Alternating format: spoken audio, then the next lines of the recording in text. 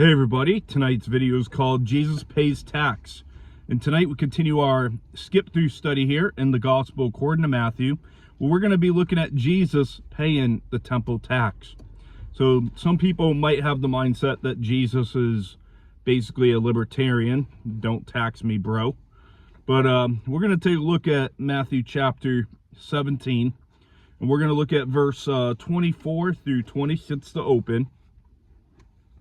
It says, when they had come to Capernaum, those who received the temple tax came to Peter and said, does your teacher not pay the temple tax? He said, yes.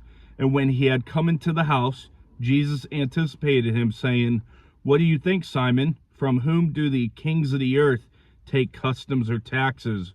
From their sons or from strangers? Peter said to him, from strangers. Jesus said to him, then the sons are free. So a half shekel tax equivalent was about equivalent to 2 days of wages. And it was collected annually from every male over the age of 20. And it was for the upkeeping of the temple, as seen in Exodus 30, verse 13 and 14, and 2 Chronicles 24, verse 9. And as kings did not tax their own sons, Jesus was technically exempt of the tax as God's son. In verse 27, nevertheless, lest we offend them, go to the sea, cast in a hook, and take a fish that comes up first. And when you have opened its mouth, you will find a piece of money. Take that and give it to them for me and you. So Jesus paid for himself and on behalf of Peter to avoid offense. And Jesus was willing to pay the tax to avoid needless controversy with those who questioned. And what's interesting is that Peter was a professional fisherman who used nets, not hook and line. And Peter had to humble himself fishing in this manner. And Jesus trusted in the miraculous provision of God. And it's not every day or even any day that we see someone will catch a fish and take a coin out of its mouth. When I used to fish as a young boy, I never looked in the mouth for a coin. I probably should have. I wish I would have known that it was possible. But Jesus used God's provision to pay his taxes.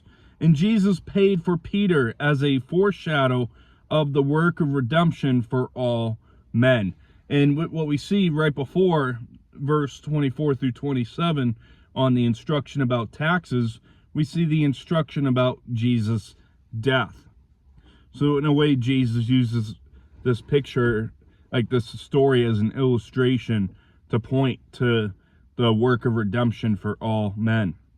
And Jesus, who did not actually owe the price, paid it nevertheless, and at the same time, with the same price, paid for Peter as well.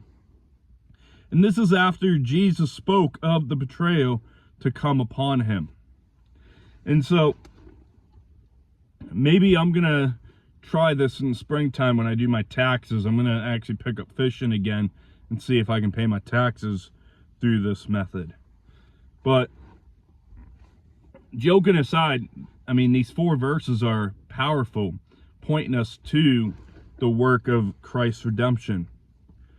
And Jesus spoke at a time, came to the pay of the temple tax, and even though Jesus wasn't required, he paid the tax anyway through miraculous provision. And that's going to wrap up our study for today, as we're going to be looking next at the parable of the unforgiven servant, and that should be, Lord willing, on Friday. So hope you have a great rest of your evening. God bless, and we'll see you back on Friday.